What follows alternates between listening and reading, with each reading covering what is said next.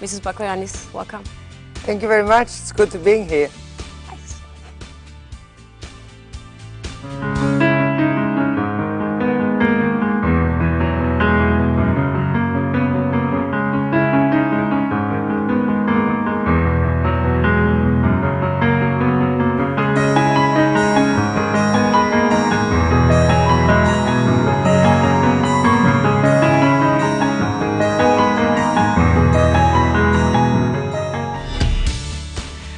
Mrs. Bacogyianni, we were used to see you on the ranks of Neo Demokratia all the time, so it was almost like a family party, I mean, with your presence, with your father, etc. But now you represent your own party in the Greek parliament, or your own movement, but as an independent member of parliament. Will you tell us about it? What happened? Well, it's a little bit difficult to explain. I candidated for the leadership of the party at last November. I lost, and I stayed with my party for a while, and then Greece was in a very big crisis, as you remember. So there was a very important vote in the Greek parliament, and the vote was about accepting or not accepting the so-called memorandum, which was the help of the European Union, the IMF. So my party decided to say no. I didn't allow myself to vote a no, because I knew very well that it was a very critical decision and that Greece needed that money. So I voted for the memorandum, and then I was expelled from the new leader of the party, outside the party. So after a while, there were a lot of people in Greece thinking and having a lot of different thoughts about how politics were really running Greece. And we decided to make this new movement of the Democratic Alliance. It's a new movement. It's not very easy. Who is in there, for example, from different? From my old party, there are 5 members of parliament. There are different people, but also from other parties. It's a so-called center union, center party. In European terms, you would call us liberal, in between the center right and the socialists. So we start building up this party. It's very exciting because it's very new. It's very different to what I was used to. People come from all around Greece, new people, young generation. So a brand new effort. It's a brand new effort with all the passion and the excitement, but also the problems of a very new effort. But I like it very much. It's really something extremely sincere and open. And the most wonderful thing is that there are people, young people from around Greece, who are participating with a lot of passion. Well, having you here, I'm also, of course, going to talk about the participation of women in politics in Greece, but I have to ask about the economic crisis in Greece. Did Greece overcome the crisis? Can you say that? No, I think it's too early to say we overcame the crisis. I think what we need to do is make all the structural changes which are needed in our economy. And this is very difficult, it's very tough. It's very difficult for the people. You in Turkey know that. You went through this crisis some years ago, but your economy today is booming. But at the time, it was very difficult for the Turkish people. That's exactly what happens to Greece. We have a very big state-owned companies without any reason for them to exist. We have an economy which was more based on the state than on the private initiative. We have to change all that in a very, very quick way. So it's not easy, but it can be done. And I'm optimistic, you know. The Greeks are very good entrepreneurs. If you leave them alone and don't have a lot of control the whole time, state control, I think they will do very well. And I believe we will overcome the crisis and we will have a much more solid economy than we had until now. Well, I remember the time I was in Greece on Crete, when Crete? in Crete, when your previous party declared early elections, and I remember many people who were also a bit angry about it. One of them said, Karamanlis, he ruined the economy and now he's going to pass it to Papandreou and we are going to enter a very difficult period and etc. So I'd like to hear about your self-criticism about your previous I'll tell you honestly, I think that the problem in Greece was in the last 30 years, and it's not a problem of the last government. But it's a problem of the last 30 years. Greek politicians lived with loans. Practically we went on and on lending money. And we were thinking that with this money we could really go on living. Now we had the European help, but that was not even enough, so we lent even more money. And that resulted to a very Greek crisis, to the big Greek crisis. Now this was not a question of one government. Unfortunately also the government Karamanlis, the government I belong to, did not stop it or make the radical changes which were needed and which at the time we had promised the Greek people that we would do. So now the whole political system has, has seen the results. Now the question is, did we learn the lesson out of it or not? In my opinion, we did not learn it. We need the older parties still continue to work in the way they did before the crisis. Now what we need today is to realize the truth, present it to the Greek people, tell them what's really going on. But the truth is a very bitter truth, and we saw all the reactions on the streets, the social explosion. But it's normal, you know, when people lose their money, when people are afraid of tomorrow, people are angry. They are angry against the system. They are angry against politicians. They are angry at everything. So now we have to prove that there is some credibility left in politics. May I ask you something?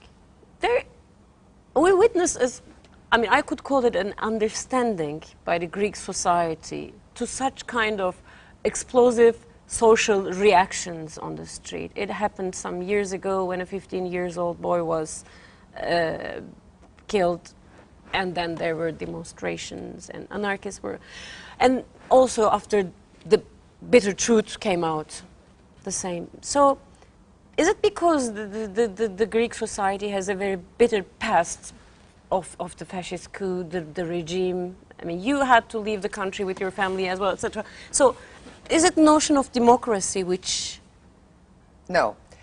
leaves you as cool as... No, I don't think that in Greece we have lived through a dictatorship, as you say, at the beginning of, at the end of the 60s, the beginning of the 70s. But in Greece, the democracy is not in danger. It's a very well-established democracy. It's a European democracy, which means that it is a very strong one. My question was, is it because people learned a lesson out of this dictatorship? People are angry, as people are angry in all democracies in the world. But if this would happen in Turkey, you know, maybe I don't know, maybe people would be talking about state of emergency, or I don't know. No, you had a lot of Taksim Place was full many times by demonstrators in Turkey. I've seen a lot of demonstrations around. That does not mean that the democracy is in danger. No. The democracy is not in danger in Greece, and there is no power which can endanger the democracy. There is a difference. I remember, for example, in Syntagma or in Omonia, I always met groups of people in front of kiosks, looking at the newspapers and discussing fiercely about politics, you know. And criticism on the state is much more welcome than here in Turkey, I have the impression. In I'm Greece. not so sure. Really? I'm not so sure. I think this is the privilege of democracy. In Turkey, there are people who still are a little bit afraid of expressing themselves. In Greece, there is no question about that. So this is the strength of democracy. It's the people's will. Now, if the people are angry, they have to be able to express themselves, as long as they are not violent, of course, because it's a different thing. Terrorism is a different thing. But having expressions, free expressions of mind, this is what democracy is about. And when you have such radical changes as we have now in Greece, of course, the people will express themselves and people are furious. But on the other side, when they vote, you can see that the Greeks are extremely mature. You know, we invented democracy in Greece. We know the good things and also the bad things about it. Unfortunately, we invented democracy, but we also invented demagogy. So one has to be more careful. But I'm optimistic about Greece. I believe we are going through a difficult and dark tunnel today, economically. But I trust the Greeks, and I know that it was always like this. You know, after every big problem in Greece, and we had a lot historically, we managed to stand up and build Greece again, and that's what we're going to do now. For the second half of the program, we should talk about the participation of women in politics in Greece and how you see the situation in Turkey. Well, yeah, tell us. I mean, you wish probably that it could be better. Yes, I wish it could be better. The reason I came over here to Istanbul today is because I wanted to accept the Kadigar invitation, because I think it's important. I think it's important that women in Turkey fight for their gender equality. And honestly, it does not exist. It does not exist in Turkey, it does not exist in Greece completely. It does not even exist in most of Europe, if we are honest to ourselves. There is always a lack of women's representation in politics mainly. In business they are doing better, but in politics they are not doing so well. So the question is why? I think my first answer is because politics is a very, very difficult job. You are 24 hours working, there are no weekends. If you are a young woman and you have young children, most of the women are afraid to go into it. Second is because they don't get that much support from their husbands. Yeah. Well, I was a widow at the time when I went into politics, but I remember my son had his birthday party, and I was in a very big, and I had to say, I'm sorry, I have to leave because my son has a birthday party. So people were looking at me in a very angry way. I said, oh, what do you expect? She's a woman. But nobody could understand that I had to be a mother too. And for me, my son was very important. And I don't think that you can be a good politician if you are not able to be a good mother. Actually, the male politicians should also remember that they are fathers as well. Yes, but it's a different and share thing, the burden, yeah. Because you have your wife who is probably taking care of the birthday cake, but it was not my case, so I had to do it myself. So anyway, what I mean is that you have to, why are we women quicker? We are quicker in decision making, and you can see it around, for the very simple reason because we don't have time. We are obliged to take quick decisions. We are obliged to run the meetings in a much quicker way than men, because we always lack time. So now what do women need? You need first people like you help really the women MPs. Try to show that the woman is not just a decoration on a ticket, that we need the woman's way to think the woman's way to react. A woman is sometimes much more, the French call it terre à terre. She's much more on the earth. Yeah. She knows what families go through. She knows what it means. But is She that has why women are appointed to ministries like education or family affairs, etc.? I don't know. I've never been in a ministry like that. I always have been responsible for foreign affairs, defense. I tell you a story. When I was 20 years ago, I went to my first meeting on terrorism question. I was there, and there was a lord, a big English lord, who was chairing the meeting. And when I asked for the floor, he turns around with an amazing figure. He said, "The young lady from Greece wants the floor." The young lady. So I was a minister at the time, but it took me 10 minutes and 3 languages to become from the young lady to madam, and then after madam to minister. This 10 minutes, no man has to go through. You understand? You always have to prove yourself. And nobody really accepts you at first sight. He says, well, she's a woman, okay, why is she? Now, it's up to us. It's up to us women to understand we need our point of view, we need our way of thinking, and we have to, to support each other. All right. We have to rush a little bit, the last 3-4 minutes.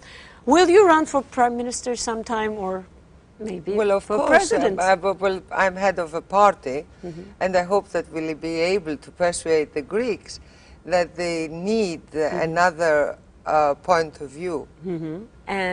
Or president? Why not?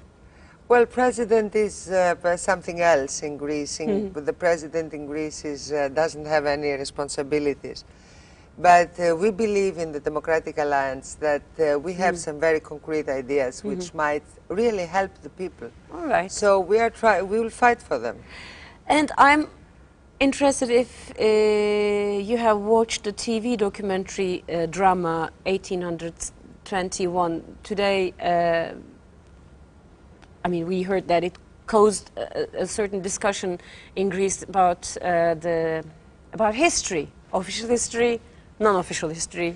Well, whoever opinion. has ever dealt with history or read history knows that the history has a lot of readings.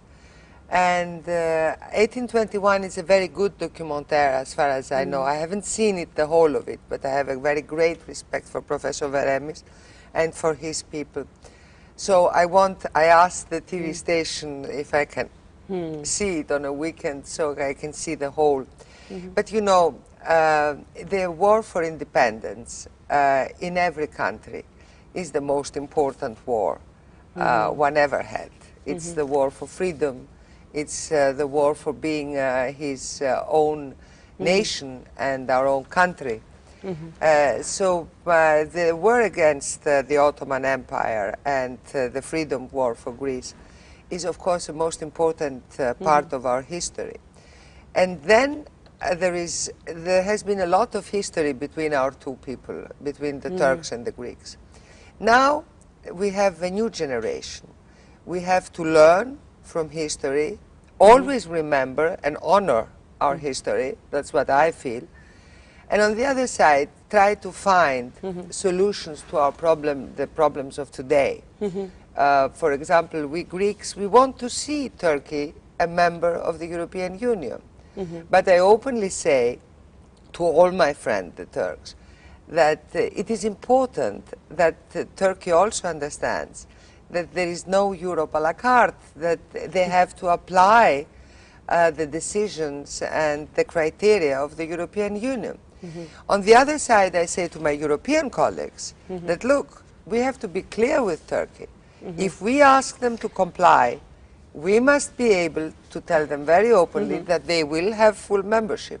So I think the most clear and honest position is the Greek position in the European Union, on behalf of Turkey, and I think it's a good basis for our two countries to work closer together. Well, after the elections, I think there will be maybe a more important phase for cooperation, for mutual understanding, but we have to finish the program right now. Well, I think Prime Minister Erdogan is a leader with a lot of knowledge and the European vision, and I hope that after the elections things can be cleared out, and that, for example, even smaller problems but important for the minorities, like the problem of Halki, the Halki seminary, will be dealt with. And these are always very good messages from one people to the other.